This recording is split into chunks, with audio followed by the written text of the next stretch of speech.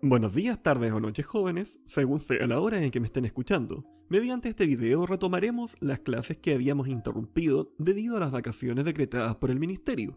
En la clase de hoy, continuaremos con las propiedades periódicas, que eran contenidos que no se alcanzaron a ver en octavo básico debido a la contingencia social que ocurrió desde octubre. Como imagen de motivación, me gustaría presentarles nuevamente esta biblioteca en la cual ustedes pueden encontrar que una persona ordenó ciertos libros en base al color. ¿Por qué mostré esto? Porque en la tabla periódica, gracias a ese orden que se estableció, además es posible encontrar propiedades que van emergiendo y que pueden explicar cierta interacción que existe entre distintas especies atómicas. Por lo tanto, me gustaría abrir una pregunta. ¿Cómo afectan los orbitales moleculares el comportamiento de los átomos?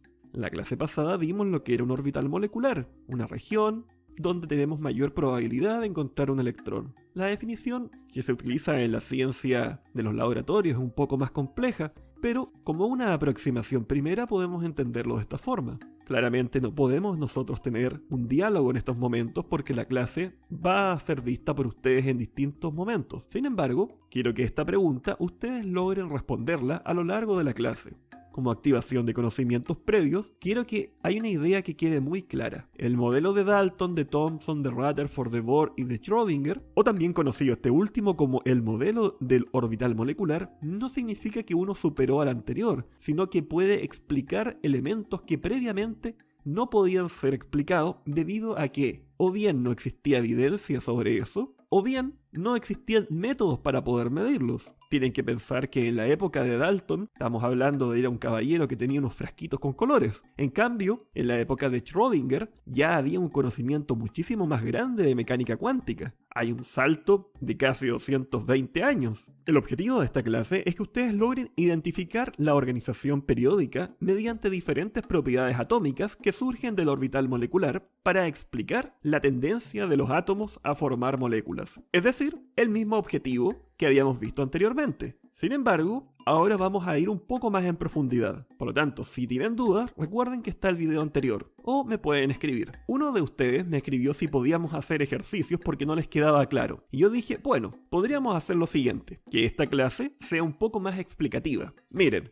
nosotros habíamos establecido que teníamos niveles, representados acá como una columna que va desde el 1 hasta el 8. Pero además tenemos distintos tipos de orbitales. Estos orbitales los vamos a llamar L. ¿Por qué L? Créanme que no tengo idea. Pero vamos a ponerles desde el 0, 1, 2, 3. ¿Cuáles son estos orbitales? 0, el orbital S, 1, el orbital P, 2, el orbital D y 3, el orbital F. La primera pregunta sería, antes de nosotros comenzar, ¿cuántos orbitales habían en el primer nivel? Solamente uno, el S. Por lo tanto, solamente deberíamos encontrar orbitales tipo L0 o orbitales S. Luego en el 2 teníamos los orbitales S, pero además teníamos los orbitales P. Luego en 3, S, P y D. Y en 4 los mismos, pero además aparecían los F. ¿Cómo se vería esto? De esta forma. Se dan cuenta que cada una de esas bolitas que está ahí va representando los distintos orbitales. Me va indicando como un ticket, es decir, acá están presentes. Sin embargo, había una regla de cómo se iban llenando.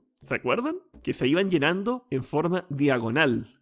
¿Y por qué se iban llenando de esa forma? ¿Se acuerdan? Cuando nosotros hablábamos que primero era el 1S, después el 2S, el 2P y así sucesivamente. Se va llenando de acuerdo a esta forma. Pero, ¿a qué se debe esto?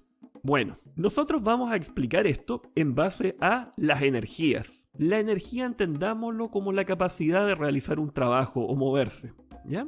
Vamos a entenderlo de una forma muy básica por ahora. Vamos a decir lo siguiente, los orbitales que están más cercanos al núcleo van a ser los que están abajo y los que están más lejanos al núcleo van a ser los que están arriba. Por lo tanto, en la siguiente imagen, quiero que nosotros vayamos viendo cómo se iría llenando. El orbital de más abajo, 1S. 1S significa que orbital S está en el nivel 1 y está cercano al núcleo. ¿Y por qué está abajo? Porque es el que tiene menos energía. Luego 2S. Luego 2P. Ah, pero miren lo que apareció ahora. Apareció 1, 2 y 3 esferas. ¿A qué se debe esto? Se debe a que los orbitales tienen además una disposición magnética. Tiene otro número atómico que es el M. Este número atómico me da cuenta de que existe el px, py y pz. Luego volvemos con el 3s.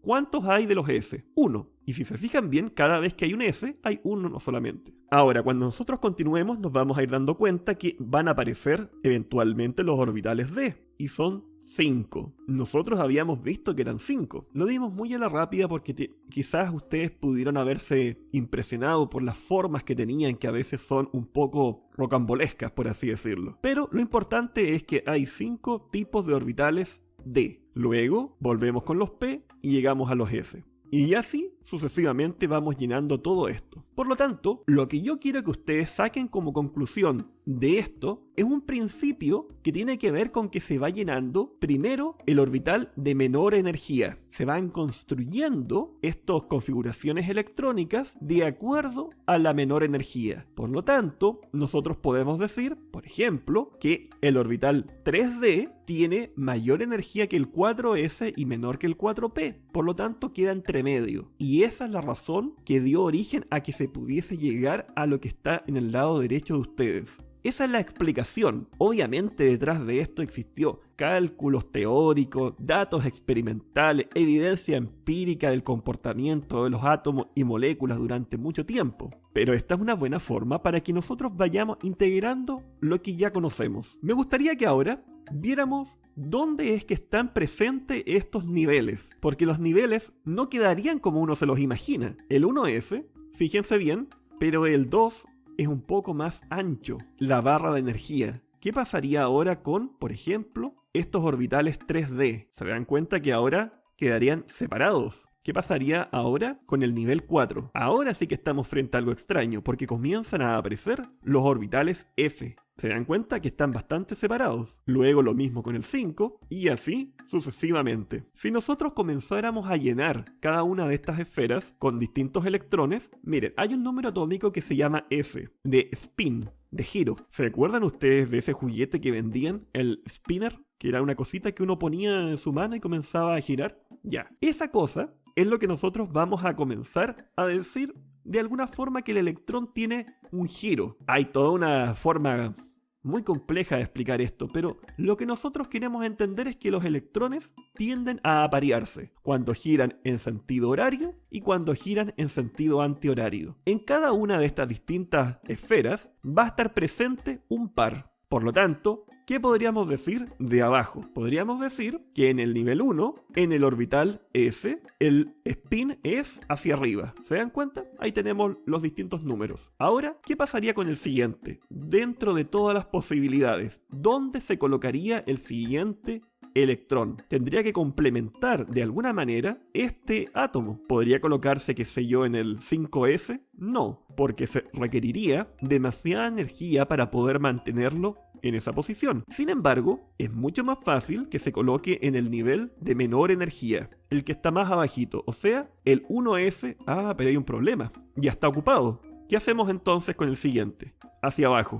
¿Y saben cuál es este? El helio. ¿Y dónde está el helio? En esa posición. El helio es el primero de los gases nobles. ¿Y se acuerdan ustedes que casi todos los gases nobles tenían 8 electrones, pero el helio tenía 2? ¿Por qué tenía 2? Porque está completo y apareado el nivel. Esa es la razón. Como ustedes se pueden dar cuenta, podemos entonces decir que el helio es un gas noble sumamente estable. Luego, si nosotros comenzamos a llenar, vamos a llegar a un punto en que nos encontramos con los orbitales P. ¿Y cómo se llenan estos? Primero, ya, y el siguiente se tendría que llenar apareándolo, ¿o no? No, se llena siempre tratando de llenar un orbital de estos P. O sea, uno para el PX, uno para el PI y otro para el PZ. Por lo tanto, lo primero es tratar que queden todos desapareados. Una vez que eso ha pasado, ahora comenzamos a aparear los distintos electrones. Y de esta forma, el orbital queda completo y el nivel ya no puede aceptar más electrones. Y miren lo que acaba de pasar. Tenemos un gas noble con 8 electrones en su último nivel, que corresponde a el neón. Ahora, quiero que ustedes vayan asimilando. Ah, ahora entiendo. No puede compartir más ni ceder. Esa es la razón. De la misma manera podemos llegar al nivel 3 y completar los orbitales P. De esta forma terminaríamos con otro gas noble similar que tiene 8 electrones en su último nivel. Ya este lo vamos a llamar el argón. Sin embargo, todavía queda un orbital más del nivel 3, que es el 3d, pero está por encima del 4s. Como está por encima, no lo llenamos, pero es suficiente para que el átomo ya no tenga la posibilidad de compartir más electrones. Luego, si seguimos llenando, vamos a llegar a los orbitales 3d, los cuales se van a llenar de forma desapareada primero y luego se van a parear. Una vez que hagamos eso, ahora podemos entender por qué aparecían 10 átomos entre medio de estas dos grandes columnas, porque correspondían a los que tenían los elementos D, es decir, el 3b, 4b, 5b, 6b, no se confundan, acabo de decir B de barco, pero es orbital 3 dedo. La A y la B se debe a otra cosa, ¿estamos? Los elementos de transición son aquellos que tienen el bloque D, ¿ya? Aquellos que su último electrón está en el orbital D. De la misma manera podemos seguir llenando y vamos a llegar al criptón, nuevamente un gas noble. Si seguimos, nos vamos a llegar al siguiente grupo de transición. De la misma forma podemos seguir y llegamos al xenón. Ahora viene algo bien interesante. ¿Se dan cuenta que estamos casi con 14 distintos electrones? Ya, estos son los conocidos elementos de transición interna. Son las llamadas tierras raras. Ahora, ¿qué tiene de especial que sean tierras raras? Son distintos tipos de átomos que se encuentran con muy poca concentración. Son abundantes, pero están muy poco concentrados. No es como, por ejemplo, que uno encuentre un yacimiento de cobre. No puede encontrar un yacimiento de alguno de estos tipos de átomos que están presentes acá. Lo malo es que son demasiado útiles para la industria tecnológica. Es altamente cotizada en el mercado. Por lo tanto, existe un alto aprecio por este tipo de átomos. Luego continuamos con los orbitales de transición y finalmente llegamos al xenón. Y ahora me gustaría que nosotros viéramos una característica bastante interesante.